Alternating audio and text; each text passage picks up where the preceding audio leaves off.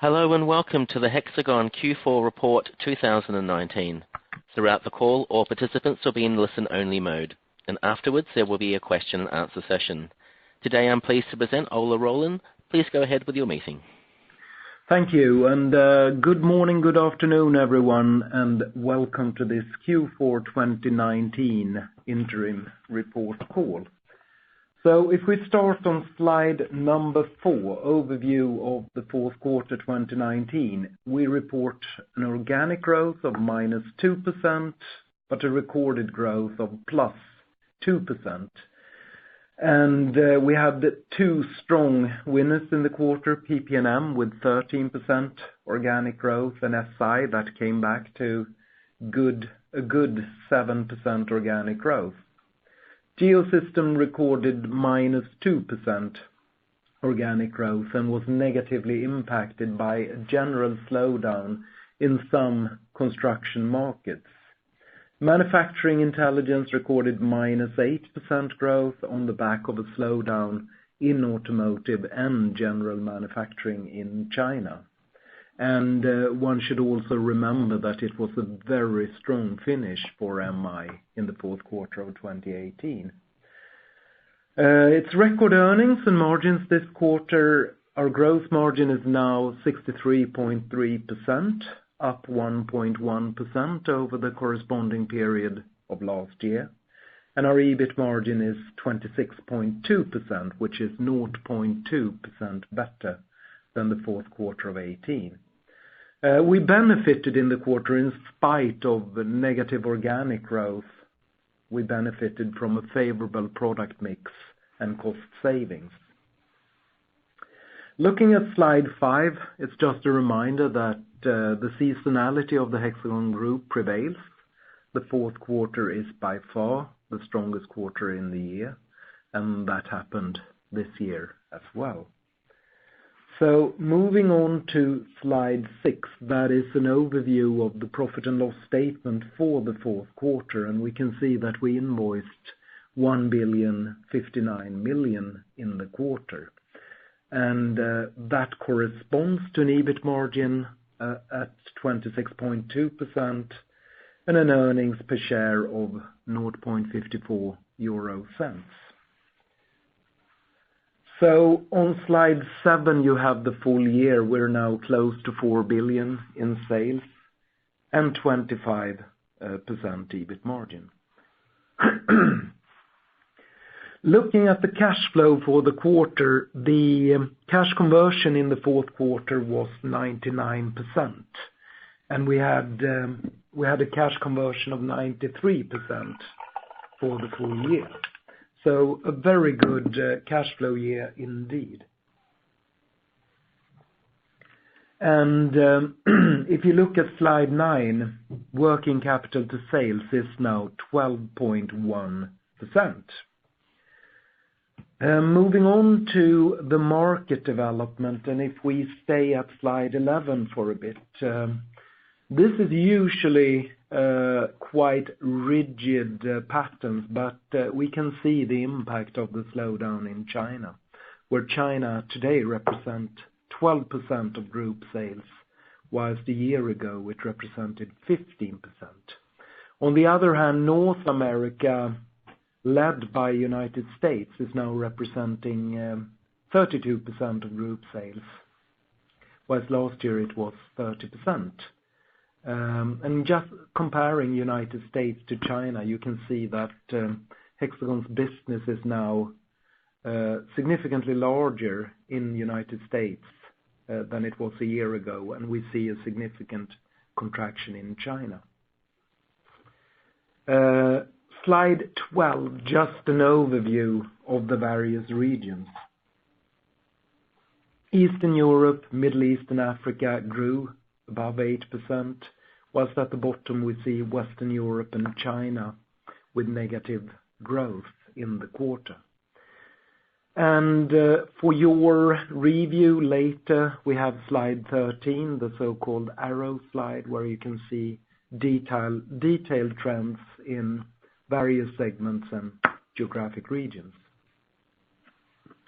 Moving on to EMEA, slide 14. As we stated, Western Europe recorded -2% organic growth, and it was the automotive and engineering sector in Germany that slowed down. UK was weak in general in the fourth quarter, but it was primarily the construction sector that suffered, and it was probably to do with the Brexit process. Spain saw a weak quarter, whilst positives were Russia, Middle East and Africa, France, and the construction sector in Germany. America's market trends, slide 15. We saw good growth from the construction sector, from our geospatial business, and from public safety in the United States.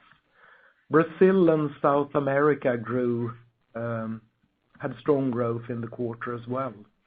And negative areas were Canada, where the natural resources sector, oil and gas, mining, had tough comparatives to a fairly strong Q4 in 2018. We also saw a slowdown in the automotive sector in Mexico in the quarter.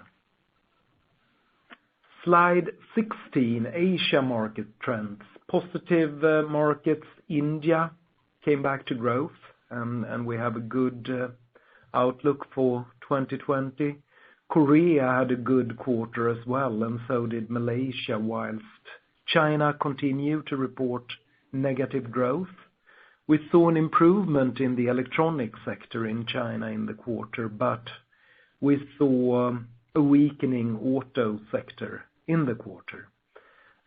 Southeast Asia was relatively weak in the quarter, but it's due to very strong comparatives in the fourth quarter of 2018.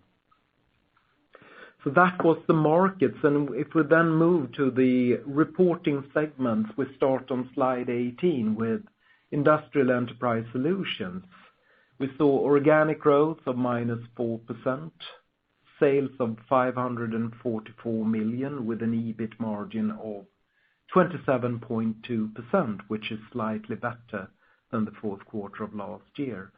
Within Industrial Enterprise Solutions, we see MI contracting by 8%, and it's to do with the Chinese decline in automotive and general manufacturing.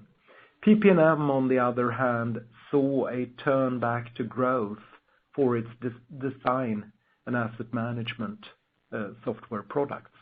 Especially EMEA was strong in the quarter. Moving to Geospatial Enterprise Solutions, slide 19, we report an organic growth of -1%, where we see -2% from Geosystems, and it's the weakness in certain construction markets in Europe and Asia. But we also saw accelerated growth from SI, where SI has come back from its restructuring, and our new product, the On-Call platform, is gaining traction and building a solid pipeline in the market. Autonomy and Positioning, previously called Positioning Intelligence, report -9% organic growth, and that is weaker demand in automotive as well. As a group, we report 515 million with 26.1% EBIT margin in Geospatial. Slide 20, growth margin for the group improved to 63% for the rolling 12 months, 63.3% for the quarter. And operating margin on slide 21 is now 25%. It was 26.2% for the quarter. Orders and product releases and acquisitions in the quarter, slide 23. We announced that we've acquired a company called Volume Graphics. Volume Graphics is the leader in the development of high-end analysis and visualization computer tomography software. And as more and more industries embrace additive manufacturing, this is the future for metrology software and our smart factory solutions. We're proud to announce that London Police or Metropolitan Police selected Hexagon OnCall, our new product within the public safety field, as their standard platform for dispatch solutions. Metropolitan Police is a huge organization. You must be able to cope with 7 million calls annually in 250 languages. And it keeps more than 8 million residents in central London safe. Slide 25. We're also proud that we're partnering with Tetra Pak and expand our PP&M product offering into the food service sector, where they're going to use our virtual design and visualization tools throughout their entire plants. Slide 26, we also got an order from the Bay Area Rapid Transit company, and that is the public transportation company of the San Francisco Peninsula. And they're going to start using EcoSys for managing project portfolios and maintain project controls. Slide 27, we're now launching a new hardware platform called Lights Reference BX. And this is a platform that is designed to be able to cope with the curvature of measurement of measured components like smartphone screens or intricate components such as fan and turbine blades and blisks for the aerospace industry. Slide 28, we have an interesting project with Hook, which is a global architecture firm. It's between Geosystems and PP&M, where we're going to do a seamless integration between BIM and scan, so that you can scan ASIS or brownfield structures and automatically import them into your BIM model. Slide 39. We're also working with the European Space Agency to create an autonomous space observation program used for Earth observation capacities. And we're going to use our computer-aided engineering, i.e. simulation solutions to do so. Slide 30, an interesting collaboration with General Motors, where General Motors is developing autonomous driving, and we're going to do a combination of our sensor and scanning capabilities, and then merging that into our VTD simulation software, where you can simulate autonomous driving from live sensors on a real car. Slide 31. Grand Prairie Fire is going to implement the Hexagon OnCall dispatch solution. And Grand Prairie is located in northwestern Alberta, Canada, and it's the largest city in this area. So a good reference for us launching the new product. Slide 32, Bundeswehr is going to use Hexagon's software, geospatial information technology software portfolio to provide geospatial information to the German Defense Organization. It's the Army, the Air Force, the Navy, and the medical services.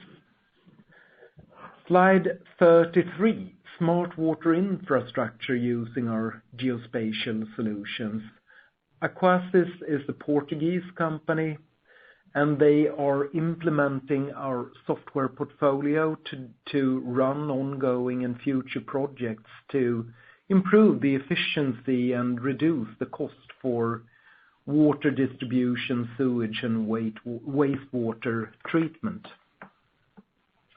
Slide 34, it's becoming more and more important with mine safety, and this quarter we got several orders around mining safety, and you can see the problem within the mine from that picture. Anglo American at 2 locations used our mine safety system, and they installed it.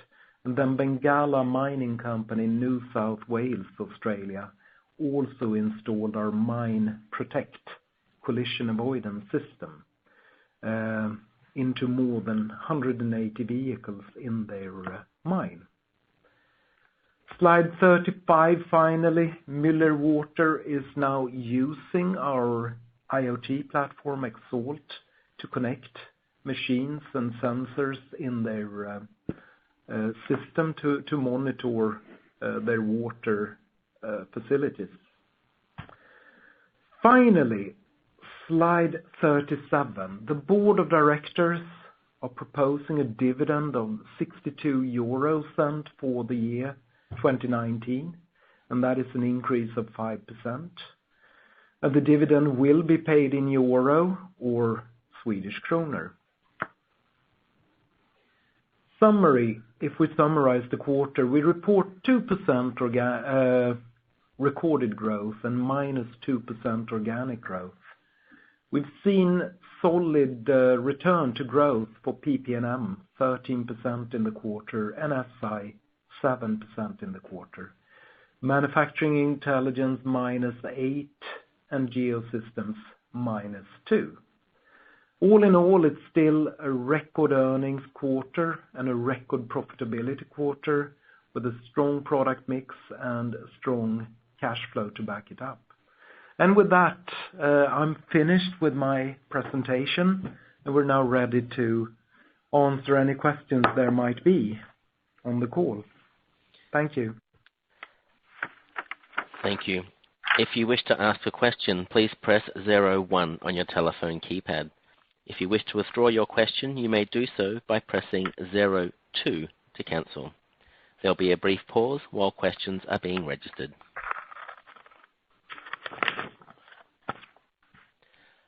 Now, the first question we have is from the line of Mr. Adam Wood from Morgan Stanley. Please go ahead. Hi, good morning, and thanks for taking the question. I've got 2, please. Just first of all, on the management change that was announced during the quarter, could you maybe just give us a little bit of insight into why those changes were made and what benefits you hope to come from that?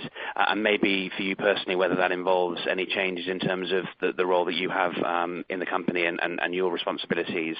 And then secondly, obviously with the coronavirus ongoing in China, could you maybe just talk a little bit about the actual impact on the business on the ground in terms of travel restrictions, how it makes business harder to do with people coming in and out of the country, or whether there's less disruption because most of the business is more domestic anyway?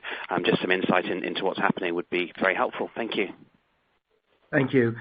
If we start with the management change, it's 2 things we wanted to accomplish. We need to do more coordination because we see a greater emphasis to combine various products and technologies from various divisions. And with this reorganization, we achieve that. It's also fair to say that it's a rejuvenation of the divisional management within Hexagon, where, if you so wish, the next generation of general managers is taking another step on the career ladder. Regarding the coronavirus, as you know, they prolonged the Chinese New Year till the 10th of February, and that is what we know now. We have 2,700 employees in China, and there are travel restrictions, and there might be restrictions in the logistics systems in China going forward. Now, for Hexagon, March is the most important month in the quarter, where we will see whether we have restrictions in logistics, i.e. delivering products to customers or not. But it's definitely a more difficult trading environment than without the virus, obviously. Thank you. Thanks.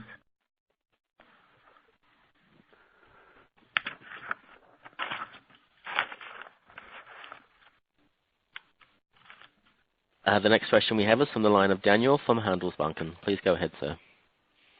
Thank you, Daniel Djurberg, Handelsbanken, and congratulations to good mix, good cash flow, and thank you for taking my question.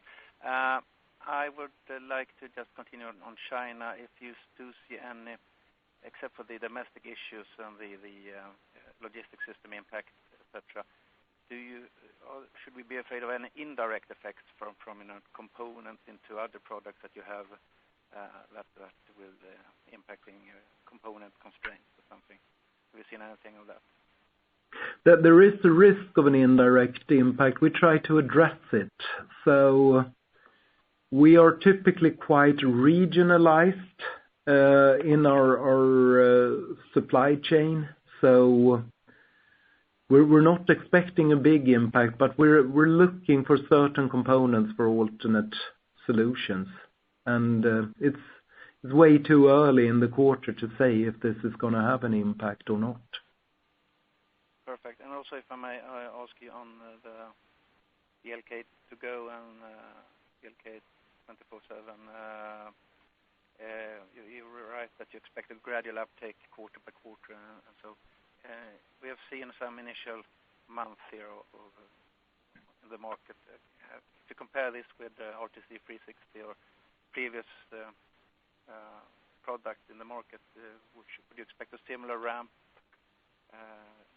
as you've seen before on these? BLK to go is fairly similar to BLK 360 or RTC 360, similar ramp up. When it comes to the BLK 24/7, that's a completely new market where we're collaborating with security and safety specialists to find applications where it's a benefit to the end user to use the BLK 24/7. So that's going to be a slower penetration into, as I said, a completely new market for Hexagon. Okay, and finally for me on Western Europe, it was a down year-over-year in all segments except for power, energy and mining, and due to, I think, UK and Germany and Spain and so on. Have you any view on the potential uptake here in 2020, or if we should expect this to continue to be weak, 3% of sales, I think?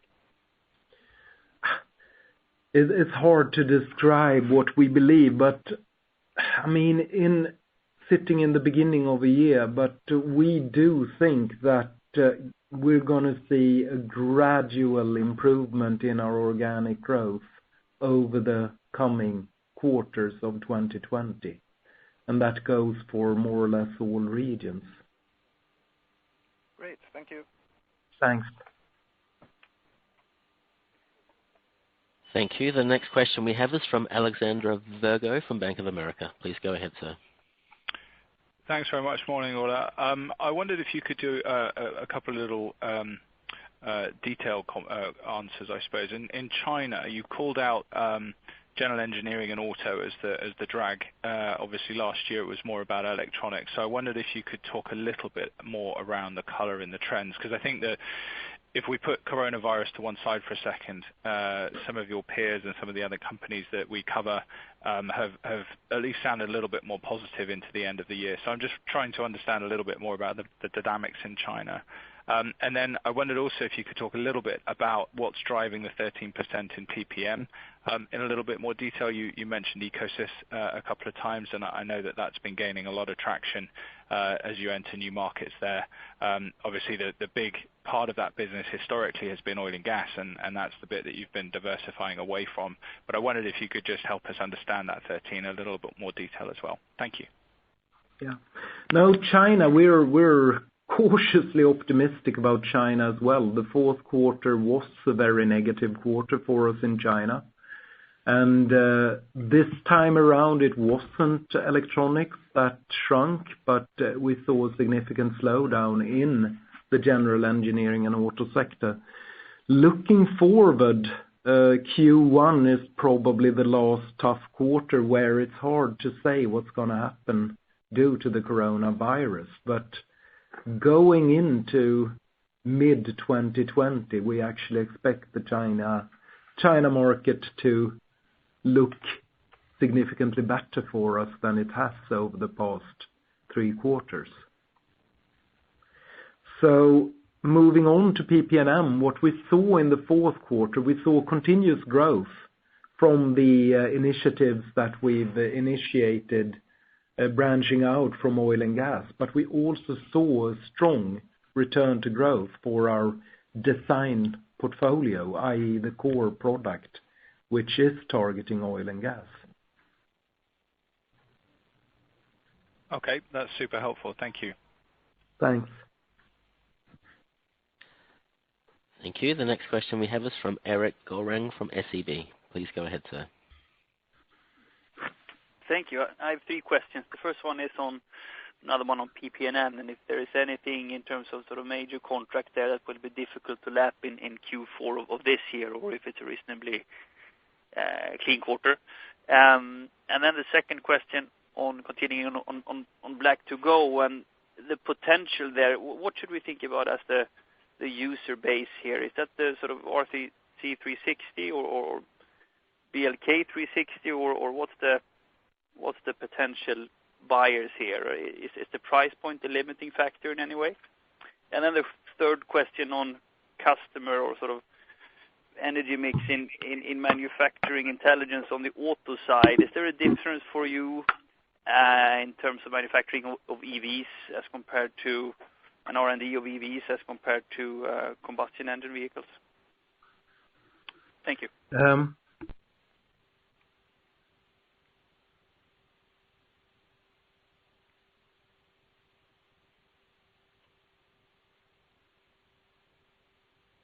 Hello?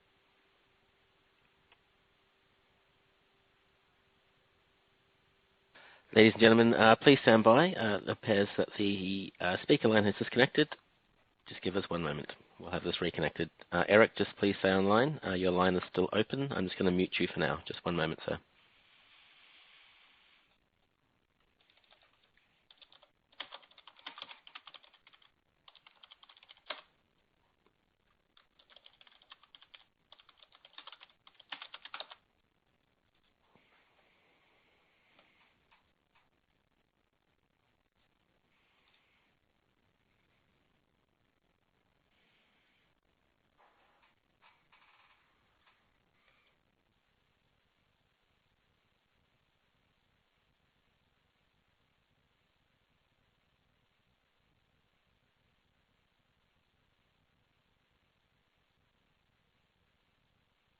Once again, ladies and gentlemen, please stand by. The call will resume shortly.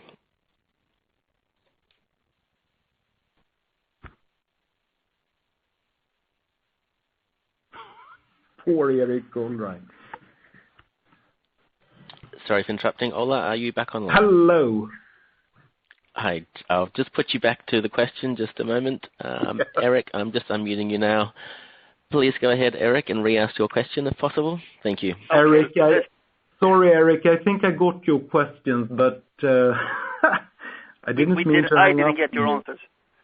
No. I didn't mean to hang up on you. So sorry. But the first question was PP&M, and it's a very clean quarter. We don't have any major contracts, which actually makes the growth even more impressive. And then if we go back to the target audience for the BLK2Go, the user base, you could say, is overlapping with BLK360, where we're targeting similar clients. But longer term, BLK360 is a stationary product, whilst this is a mobile product. And you're going to be able to acquire data much faster and much more efficient with the BLK2Go technology. So it should have a much bigger target audience than the BLK360 over time. You could and at a higher price point as well. Yeah, it's a slightly higher price point. So I mean, you could say the 360 will be the entry version, and most applications might be able to make do with 360, but we're going to find several customers that are are willing to upgrade to the BLK2GO. And then finally, electric vehicles, it doesn't really matter that much for Hexagon MI whether the manufacturer is choosing electric power over combustion. Very good. Thank you. Thanks. Thank you. The next question we have is from Mikael Lassen, I think, from Carnegie. Please go ahead, sir. Yes, hi. I got a question regarding F&I and the Hexagon On-Call product. Can you talk about the pipeline and demand for that and revenue recognition from the London contract that you got? Now if we start with the pipeline, and this is a cloud-based product as opposed to a physical installation with the predecessor of On-Call. So it's a significant improvement from an installation and cost point of view, and also maintenance point of view. And the pipeline is building up. I can't give you an exact number on the pipeline, but we are looking at some good growth in the quarters to come for SI. Could you repeat your question on Metropolitan Police, because I couldn't hear you? Okay, sorry. Yes, it's how much revenue you got from that contract already now, and how much is remaining in 2020? It's only 70K in Q4. So it's a very long project and a long contract, and it's a big contract, but I don't think we disclose the size of the contract. Okay, so it's an On-Call product. Yeah, it's On-Call. Okay. And just the Scan to BIM project looks interesting. Is this a product solution that is ready to market right now, or do you need to do more work on it? It is a project with the customer where we invoice the work we do, and it's not 100% complete, but it's a fairly complete solution where we're going to be able to use it and recycle it in new contracts going forward. Okay, great. I got it. And the final one, if I may, just curious about the IoT Xalt customer Müller that you announced. Is that the first external Xalt framework customer that you have? And so that we can expect this, to continue. Can you please explain that more in detail, please? Now, we have a small external customer base for Xalt. It's not material for the Hexagon group, and it's not our key focus either. But some of our customers have been intrigued by the capability of Xalt, and then we've sold them Xalt. And they've used it not in combination with our products, but as a standard IoT platform. Okay, thank you. So it's not something we're pushing, but if we can sell it, we will.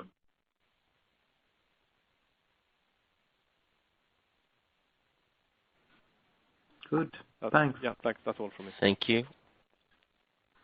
Thank you. The next question we have is from James Goodman from Barclays.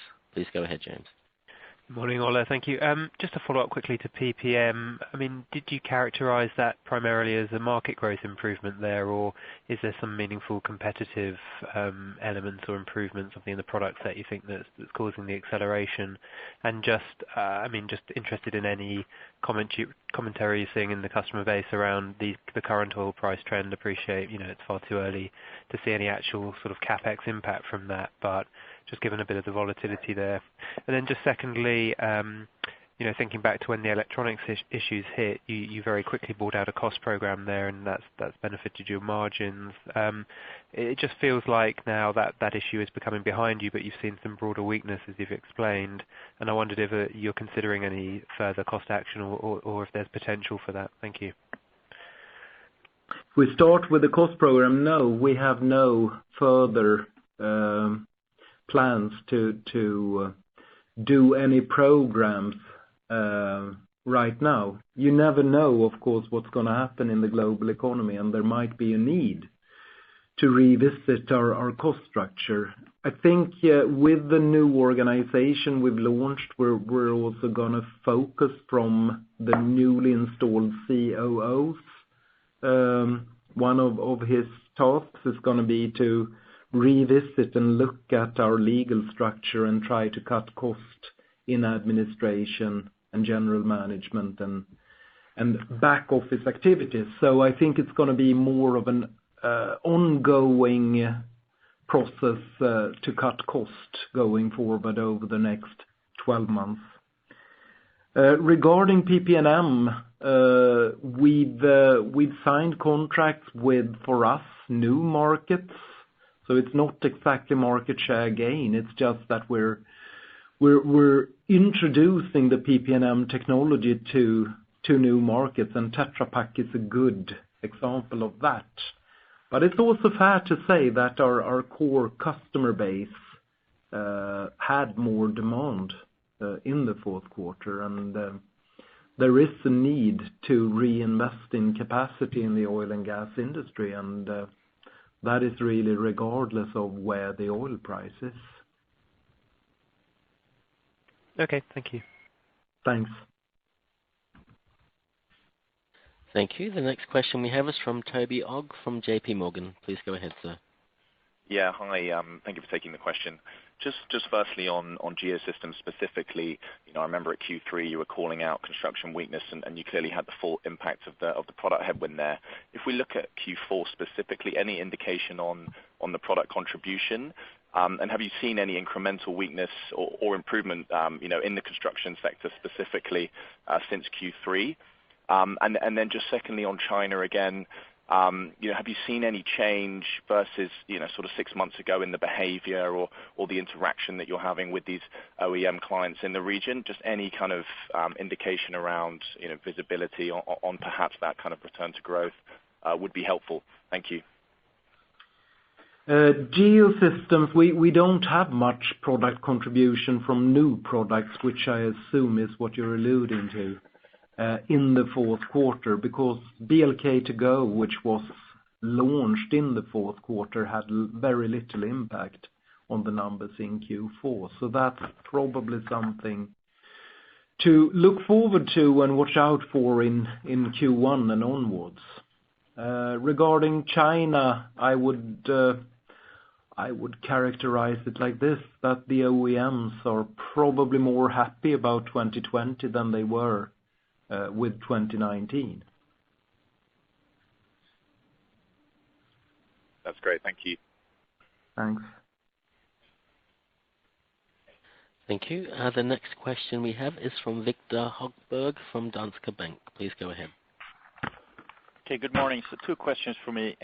Given the aerospace segment for you has been quite good in Q4, what do you see any implications from Boeing or fallout from Boeing in the US, maybe closing down or halting production?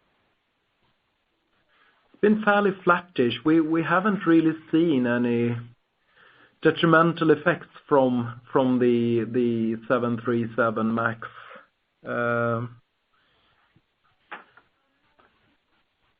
Okay. Situation, but yeah, we have to watch it quarter by quarter, I assume.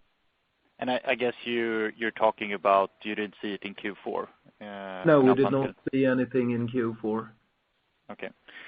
And given the backdrop of a slowdown in construction and the new products in Geosystems to BLK2GO, do you think that launch could offset the slowdown already in Q1, or is it gradually throughout the year? I think there are several reasons, and you need to be quite market specific when you talk about the construction slowdown. We have certain reasons for the Chinese slowdown.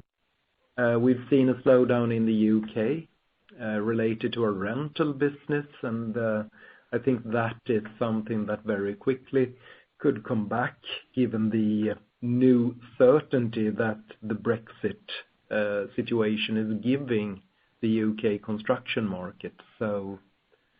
And new products obviously always helps growing. Okay. And one last question. On automotive, I think I recall that you said in the Q3 call that you were hoping, or that you were guessing for, you could see a turn in automotive already this by the end of this year, 2020, or mid almost. Do you still see that, or what do you see in terms of automotive, which was low in Q4? Yeah, we see somewhat more positive outlook for the automotive sector going into 2020. And is that in China or globally, or? Automotive is a global segment, so they usually interact. One trend is spread throughout the system, so to say. Okay, interesting. That's it for me. Thanks. Thanks. Thank you. The next question we have is from Rosie Wisby from RBC Capital Markets. Please go ahead. Hi, good morning. Just a couple left from me. If I could start on autonomy and positioning, so the name change. Just to be clear on that, so how much of that division is now auto? And then can you help us understand the revenue drivers from the auto side? So how much is subscriptions or one-off sales of software and hardware? But just help me understand the dynamics in that segment. And then the last one I had left was just, can we have an update on Smart Build? And is that ready for commercial launch, or has that launched already? And how's that going? If we start with autonomy and positioning, I would say around 30% is auto. And why it's down is simply that we've seen a cutback in funding around certain autonomous driving projects. And it's starting to look a little better in that sector as well now, going into 2020. And yes, 2020 is the year when we launch Smart Build. We're slightly delayed with that launch. Okay, so it hasn't launched yet, but it will be sometime during this year? Yeah. And have you got launch customers lined up? Because I know it was a trial with Skanska originally. Have you got more customers lined up for the launch, or will it be you'll launch and then see where you are with customers? We will see. We hopefully have some customers that are willing to jump on the bandwagon. Got it. Thanks. Thanks. Thank you. The next question we have is from Alex Tell from Deutsche Bank. Please go ahead. Yeah, hi. Thanks for taking the question. Just on construction, I didn't hear commentary specifically on the US market so far. So if you could just talk about the US market, the dynamics in infrastructure versus non-residential, whether those are divergent at all, and whether you see, if you have seen a slowdown there, whether you think that's due to the election coming up, early signs of that, or just a lull, and you've seen signs of pick up since the end of the quarter, and a follow-up. But if you could just go for that one first. Thanks. Now, we haven't seen any impact from the upcoming election, and the U.S. construction market was all right. What we saw in infrastructure and construction, if you go to slide 13 in our presentation pack, is we also include other adjacent industries in Canada and Mexico. So our pure construction exposure in United States was not affected by any pre-election turbulence, if you so wish. Great. And then just thinking of the FY21 margin target, the 27%, I think that implies, if we assume a normalization of growth over the next couple of years, something 40% plus incremental margins from here to get to that. I think the 5-year average is about 32%. So what would need to happen to see that real spike in incremental margins over the next couple of years at this point? You need to see a continuous improvement in the gross margin. And I mean, is there much further to go? We had a strong year, or relatively strong year, in PPM and safety and infrastructure, certainly in the latter half of the year. If we assume that the lower margin businesses come back a bit in the next couple of years, I guess that would be something of a gross margin headwind. No, not necessarily. It depends on the product mix. So, for example, within SI, we have a much greater gross margin with on-call than the predecessor. Right. Interesting. I mean, what sort of proportion of your installed base around SI do you think could realistically migrate on a 2-year view? I don't think it's the installed base. I think it's new and upcoming projects like Metropolitan Police in London, for example. It takes time to move an installed base of that nature. But there is always new projects, and we're focusing on the new projects. Great. Thanks very much. Thanks. Thank you. As a reminder, ladies and gentlemen, if you wish to ask a question, please press 0 then 1 on your telephone keypad. If you wish to withdraw your question, you may do so by pressing 02 to cancel.